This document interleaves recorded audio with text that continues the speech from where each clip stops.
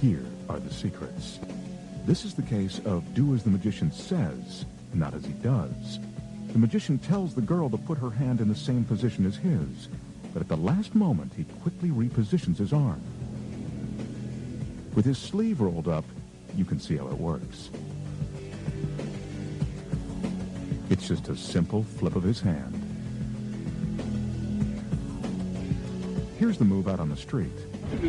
Put your hand down like this and hold on to your wrist. Come on down. While it looks like the magician's arm is about to break, he's really just rotating it back to a normal, comfortable position.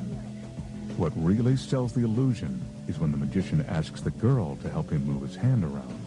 This way, she can tell that it's his real hand and not a prosthetic device. Add in a few fake screams of agony, and the illusion is complete. Once you know the secrets, you don't even have to be double-jointed. Now the magician will perform a trick called the rising card. He tells her to select any card from the deck. Pick a card. Show it to everyone but me. Now he instructs her to put it back in the middle of the deck. Okay, put it in there. Okay. Now I want you to concentrate on this deck. Okay? A wave of his hand, and her card magically begins to rise.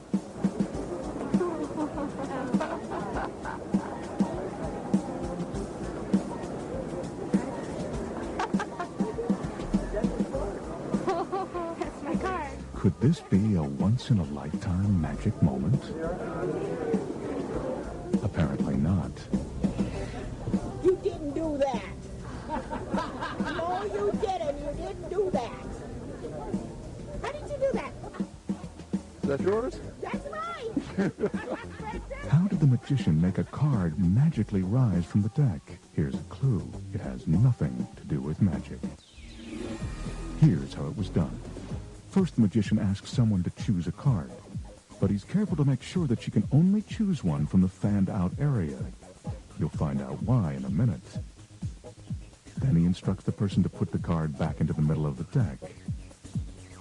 What the magician's really doing is putting the bottom card of the deck on top of the person's card. And the bottom card isn't an ordinary card. The bottom card is rigged with a special device to make the card in front of it rise. See the string? It's attached to a tiny weight on the back of the card that works as a counterbalance and moves the card in front of it up and down. When he turns the deck over and loosens his grip, the counterbalance is released and the card rises. There's a piece of putty on the string that makes the person's card stick to it. And that's how a street magician makes a random card rise from the deck. Not very magical, is it? Now the magician will perform one of the most amazing mind-reading illusions in all of magic. I want you to think of two-digit number between 1 and 50. Okay, think about it. Both digits are odd, but they're not the same. Okay, think of it. You got it? Yes. Okay.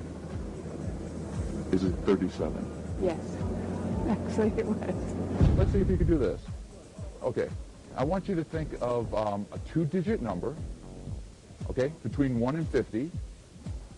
Both digits are odd, but they're not the same number. Tell me when you get it. Real fast, without thinking too much. Okay. You got it? Look at me. Is it 37? Was it, Mom? Was it? Does our street magician really have the power to read your mind? What do you think? Let's take a look again at what the magician asks. He seems to be allowing the person to choose a number between 1 and 50, but he's not. It has to be a two-digit number. Both numbers must be odd and not the same number. That leaves us with only 8 numbers, and statistics show that given these choices, most people will pick the number 37. Is it 37? Of course, when you see it on TV, it always works. 37? Yes! But since this is only a probability, the magician doesn't get it right every time. So here are some outtakes you won't see on any other magic special. 37. No. 37? No. 37. No. Hey, nobody's perfect. Now the magician will perform a famous card trick known as the switch. Hey, I want you to help me out here for a second. It's a simple illusion, but it always produces dramatic results. I'm going to try to teach you something here. Okay. You can bear with me. This is going to be your card. It's the ace of spades. And all you have to do is remember spades, okay? Now hold your hand out like this and hold on tight, okay? Now mine's going to be ace of clubs. Now you watch here. I'm going to make them switch so fast you won't be able to see. Ready? They switch back. Now, I did that quickly. You can see. I'm going to now do it slowly for you to see. I'm going to put this card, loosen up just a little bit so I can put this on. You told me not to. I know. Now, there you go. Hold on tight. Hold on tight. Now, you saw that because I did that slowly. Yeah. Now, but if I put this on top, which is on top now? Spade or club? Spades. You sure? It's not clubs? Question, it's the club. It's the club. Flip it over. Both of them. I was watching. Big good. Okay, Which is on top? The spade or the club? Flip it over.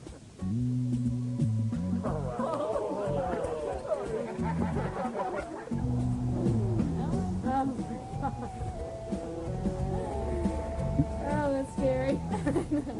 I was holding it the whole time, though. How does the magician switch cards that were being held in someone else's hand? Here are the secrets. First, the deck is specially prepared with an ace on top, 2 queens in the middle, and then another ace. The magician turns over the top card, revealing that it is the ace of spades. He hands over the first ace of spades, and then turns over what appears to be the next card on top of the deck, the ace of clubs. Actually, he's turning over 3 cards stacked on top of each other. He does it so smoothly, it just looks like one card. Here's the move out on the street. Okay, now mine's going to be ace of clubs. I'm going to make them switch so fast you won't be able to see. Ready? Pretty slick, huh? After turning the 3 cards face down, he takes the top card off the deck. Remember, it's the Queen of Hearts, not the Ace of Clubs. He makes a joke about the card switching quickly, but this is just a diversion. Now he says he's going to do the same thing very slowly. He exchanges the Queen of Hearts for the Ace of Spades and then says to hold on to the cards very tightly. Again, another diversion. This tends to make people look at the card they're holding tightly and not at what the magician is doing next. What you didn't realize the first time is that while the person's attention is diverted, the magician switches the ace for the top card on the deck, one of the queens. And here's how fast it happens out on the street. Did you see it? Take another look in slow motion. He puts the ace down and pulls the Queen of Diamonds out from underneath it. Now all he's got to do is put that Queen of Diamonds on top of the Queen of Hearts, and he's magically turned 2 aces into 2 queens. Now you know the secrets.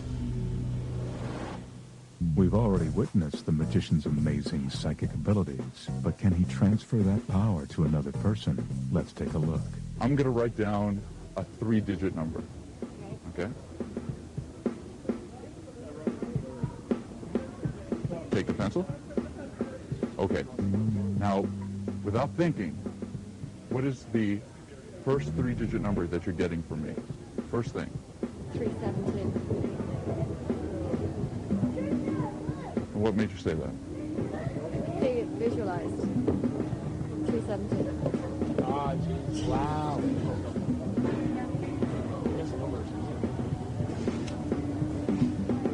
Wow, that's so scary. I could see it. I could just see it in my head. Wow, that's really, really good. Seriously. Did the magician just fill this seemingly ordinary woman with extraordinary powers? Not quite. Here are the secrets. Although it appears that the trick begins with the magician writing down a number, he actually isn't writing anything at all. He just pretends to write a 3-digit number, but the paper is still blank. Now he hands back the pencil to make it appear that he has finished writing down the number. So how does the person's number wind up on the piece of paper? He's got another pencil, a tiny one, attached to the tip of his thumb. See it there? After the person tells him her number, he makes a little small talk in order to buy himself enough time to write down the same number. Here's how it worked out on the street. 372. What made you say that? I could see it visualized. Once he's done writing the number, he drops his right hand to his side, concealing the pencil on his thumb. If a street magician really possessed awesome psychic powers, he probably wouldn't be working on the street.